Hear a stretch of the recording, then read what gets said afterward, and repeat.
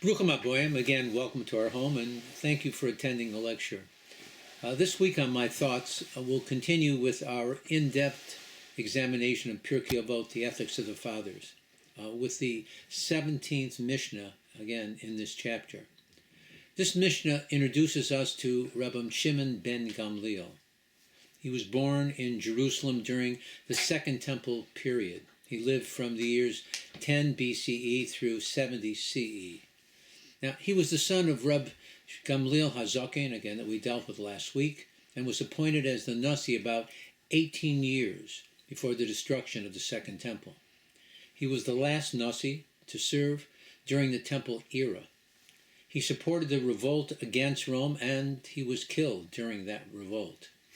Now, the Mishnah states, Kol Yomai, all my days, I grew up among the sages, and I found nothing better for the body than shtika, silence.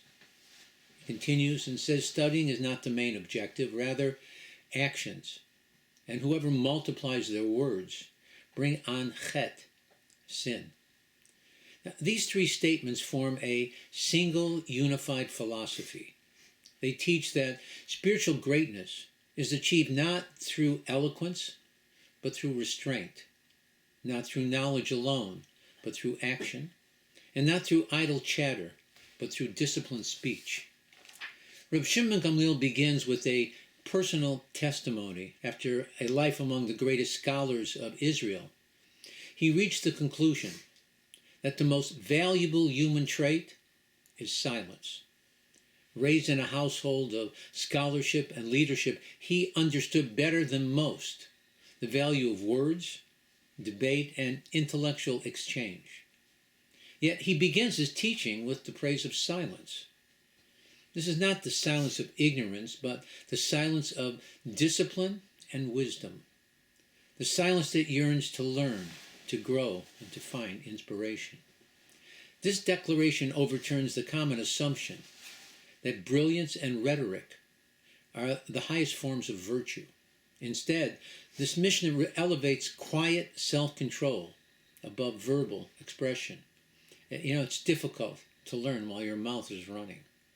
Rabbeinu Yonah explains that most human failings originate in careless speech, gossip, insult, exaggeration, levity, and conflict. All begin with uncontrolled words. In this Mishnah, he taught one of the most penetrating summaries of human purpose ever recorded. In only a few lines, it addresses the realm of thought, speech, and action, teaching how a Jew is meant to live in the presence of both God and man. He explains that silence is, in this context, does not mean the absence of communication, but rather the mastery of it. A person who speaks only when necessary, who measures their words carefully, and who refrains from impulsive reactions, acquires dignity and wisdom. Most sins between people begin with uncontrolled speech. Arguments escalate because of endless excuses and unnecessary words. Therefore, silence is a protective fence that shields the soul. The Rambam, Maimonides, in his commentary, writes that human speech is among the most dangerous of all powers. He enumerates speech into 5 categories. That which is obligatory, forbidden, degrading, permissible, and praiseworthy. Now, the praiseworthy form that he's talking of is silence, when speech serves to have no constructive purpose. Through restraint, a person avoids lies, gossip, and countless forms of harm. Unnecessary talk, even when not forbidden, weakens the soul. The Maharal of Prague interprets silence as the inner chamber of wisdom. Speech is external, but silence allows a person to connect to their inner truth. One who is always speaking lives only on the surface of existence. He has closed the shutters. He lives within the dogma of his own mind. True understanding grows in quiet contemplation. He stated that the saying "silence is golden" is only relevant concerning corporeal matters. However, regarding spirituality, one should engage in constant discussion. He taught that silence reflects inner wholeness and self-mastery. The Zohar repeatedly praises holy silence. In the portion of Vayakhel it states, words that are not necessary awaken forces of impurity into the world. But when a person guards his tongue, holy angels are created from his restraint. The Zohar teaches us that before the world was created, there was divine silence, a realm that existed beyond articulation. Human silence, then, is a reflection of this primordial holiness. The Arizal explains that silence corresponds to the sphera of Chokhmah, the first revealed point of divine wisdom. Chokhmah exists before letters and before speech. When a Jew practices silence, he aligns his soul with this exalted level. Speech belongs to the sphera of Malchut, the lowest of the sphirot, but silence connects the soul upward to the highest of all worlds. The Tiferet Tzvi in Derech Pikudecha stated that just as man was allotted a limited number of years, well, so too was he allotted a limited number of words. Once one has exhausted that quota, his life is ended. That being the case, nothing is as beneficial to a person's longevity as is silence. The Sfat Emes taught that the exodus from Egypt began with silence, for the Jews were unable to cry out to God until God Almighty opened their mouths. He explained that true redemption begins when a person learns to be silent before heaven and listen for divine guidance. He stated that human existence consists of a struggle between body and soul. That being the case, one should attempt to silence the body for its own benefit and spiritual elevation. He was quoted as saying, "I have found nothing better for the body than silence." The Torah informs us that Moshe Rabbeinu, Moses our teacher, had a speech defect. There are different opinions concerning what was the cause of Moshe's condition, but whatever the reason may have been, I believe that it was this defect that saved Moshe's life. You know, a person who has difficulty expressing their thoughts verbally becomes a great listener. It's only logical. They find it difficult and embarrassing when they try to express their thoughts, so they listen. We observe that once Moshe involved himself in the plight of his brethren, he put his life in jeopardy. Had he not had a speech defect, I believe his mouth would have brought about his early demise. In addition, people love great listeners. It makes them feel important. In Tanya, the Alter Rebbe teaches that idle speech draws vitality away from holiness and feeds forces of spiritual emptiness. Therefore, restraint of speech is a daily act of inner refinement. The Mishnah continues with an even more surprising teaching. It states, not study, but action is the main objective. Well, this statement is not meant to infer that Torah learning is not important. Rather, it defines its purpose. Studying is the roadmap that directs us on the path to proper action. Rabbeinu Yonah explains that knowledge which does not produce better behavior has failed. The ultimate purpose of learning is to shape one's character, refine emotions, and inspire one to perform mitzvot properly. A Torah scholar who remains arrogant, insensitive, or dishonest has not truly learned anything. The Rambam echoes this thought in the Laws of Torah study, writing that wisdom must lead to proper actions. If not, it becomes an exercise in futility. Just as a doctor studies so as to be able to perform proper procedures on his patients, so too a Jew studies Torah so that they can perform all the mitzvot properly. The Maharal of Prague clarifies that study belongs to the realm of potential, while action brings those ideas into the realm of fruition.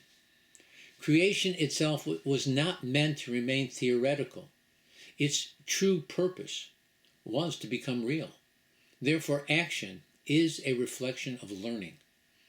The Holy Baal Shem Tov emphasized that a simple deed done with complete sincerity is actually more precious in the eyes of God than great scholarship without heart. He taught that the highest mystical intentions cannot replace a single concrete mitzvah. The Kotzker Rebbe declared that many people love Torah in theory, but few allow it to actually change their actions. True learning is measured not by pages, it is only measured by transformation. The Sfat Emes writes that every mitzvah performed in this world repairs spiritual worlds above. Action draws down divine light, accomplishing that which study by itself cannot do. The final teaching in this Mishnah warns, V'chol hamarbe devorim mevi chet, that whoever increases their speech increases the possibility of sin. And the more that one speaks, the greater likelihood of gossip, exaggeration, levity, embarrassment, and falsehood. The classic example of this statement can be traced back to the interaction between the serpent and Eve in the Garden of Eden. When the snake asked her about the prohibition concerning the tree of knowledge, she responded that God had commanded them, and you shall not touch the tree, for if you do, you will die. Without her knowledge, Adam, first man, added an extra prohibition to God's command as a precaution. He had told her that God had commanded them not to touch the tree. However, the actual prohibition was only not to eat from the tree. With the best of intentions, he inadvertently was the cause of bringing death into the world. The Zohar states that every word ascends and creates spiritual realities. Careless speech generates destructive angels, while measured words create blessings. The Arizal warned his students to avoid unnecessary conversations, especially on the holy days, when the side of evil puts in overtime, since he is well aware that speech has cosmic consequences. The Tanya explains that idle talk clogs the channels of the soul and dulls spiritual sensitivity. Therefore, guarding one's tongue is a central path to divine service. Rabbi Shimon Bar Yochai stated that a man was created with 2 eyes, 2 ears, 2 nostrils, and only 1 mouth. He said God should have created man with 2 mouths, one for the mundane and one for the spiritual. However, he quickly corrected himself. He said that if a person had been created with 2 mouths, they would use both for the mundane. He continued that is the reason why God placed 2 gates in the mouth, one hard, the teeth, and one soft, the lips, as a protective shield. Yet somehow, the mouth still continues to be the vehicle that transports all the foolishness and secrets that reside in the mind. The Mishnah ends with the words that whoever engages in excessive talk, mevi chet, brings on sin. Now, it should have concluded with chote, is a sinner. The language is precise. It is telling us that worse than being a sinner is when you have the ability to influence others and you misuse that power in a way that causes others to sin by following your example. Hypocrisy breeds disillusionment, which drives others away from religion rather than bringing them closer. It gives them an excuse not to serve God, what we refer to as a chilul Hashem, a desecration of God's name, a grievous sin. Together, these 3 lessons present a complete path of life. Silence refines the inner world. Action refines the outer world. Guarded speech protects both worlds. A Jew is meant to think deeply, act nobly, and speak carefully. This mission does not mean to diminish Torah study, rather it anchors it in reality. Torah that remains in speech alone is incomplete. True wisdom shapes behavior and sometimes expresses itself most powerfully through silence. The following story illustrates how a life of quiet embodies this teaching more deeply than even the most eloquent dialogue. In a small Galilean town not far from Sfat, there lived a man named Elazar. He was not known as a scholar. No one quoted Torah at his table, and his voice was rarely heard in the study hall. In fact, if you asked anyone in the town about him, most would say, he's the quiet fellow who fixes things around here. Elazar would arrive at the synagogue early each and every morning for the morning prayers. He swept the floor without being asked to do so. If a bench wobbled a bit, well, it would be steady by the mincha prayer in the afternoon. If a widow's door creaked, it was oiled by nightfall. He never announced what he did. He never explained himself. He just did it. One winter, a young scholar named Reuven arrived from Jerusalem. He was brilliant, sharp-tongued, quick-witted, with a photographic memory. Within days, people gathered around him hungry to be enlightened by his deep Torah insights. He spoke beautifully about faith, humility, restraint, speech, and the importance of actions over words. Well, his lectures were flawless. Late one Friday afternoon, a violent storm rolled through the town. Tiles flew from the rooftops, trees fell, and flooding crept into the lower homes. Panic spread quickly throughout the town.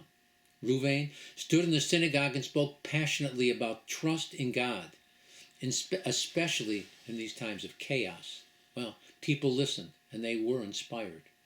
But meanwhile, Elazar was already at work outside. He dragged planks through the mud, braced doors against the rising water, carried children on his shoulders, and led the elderly to higher ground. His coat was soaked through and through. His hands trembled from the cold. But he said nothing. He just nodded when someone asked him where they could help. By Shabbat morning, the storm had passed. The town gathered to pray. Reuven stood up and delivered a stirring drasha about divine providence and the greatness of faith during difficult times. When he finished speaking, the room was filled with murmurs of praise. Then slowly, the elderly rabbi of the town rose. "My teacher," he said gently, "you spoke well. But allow me to point to the Torah that walked among us last night." He pointed toward the back of the synagogue where Elazar stood quietly, trying not to be seen. Reb Shimon ben Gamliel taught, not the study is the main thing, rather it is the action. Torah that stays in the mouth is precious, but Torah that reaches the hands, well, that is what saves lives. The room fell silent. Reuven felt his face flush. After the prayers concluded, he approached Elazar and he said, "Why didn't you say anything?